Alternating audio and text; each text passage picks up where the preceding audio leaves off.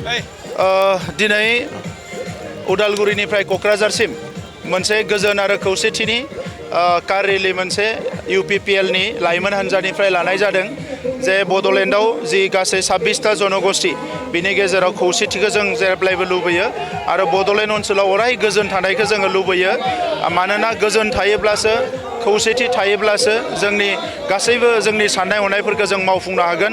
गोलाव बोसोर सोमावसारनायनि उनाव बड'लेण्डआव गोजोन फैदोंमोन नाथाय जोंनि सरकारा फैफिननो हायैलाय पावाराव नैबे समाव नुनो मोन्दों जे माखासे हिंसायारि थासारिफ्रा गोदानै जागायफिनदों आरो बे समाव रायजो राजाफोरनि गोसोआव गिनाय आरो समखिनाय मोनसे थासारि फैफिनदों। हारि माहारिनि गेजेराव खौसे गैयै एबा सासेया सासेनि फारसे गिनाय एबा इनाय साननाय बेबायदि मोनसे फैफिनदों।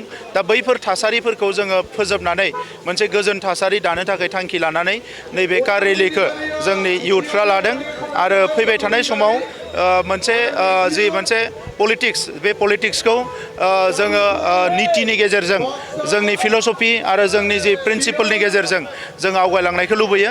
दा नंखायनो UPPL हान्जाया थांनाय समाव जेरैबायदि खामानि मावबोदों फैबाय थानाय समावबो मावगोन।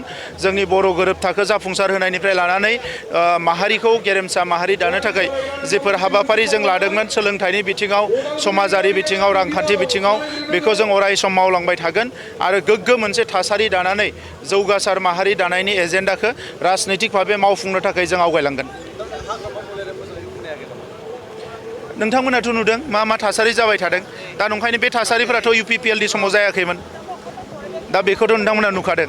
दा नंखायनो थासारिखौ मोजां खालामनांगौबा राजनितिक कमिटमेन्ट थानांगोन, साननाय हनाया गोख्रों जानांगोन आरो गोथों जानांगोन, अब्लासो हागोन।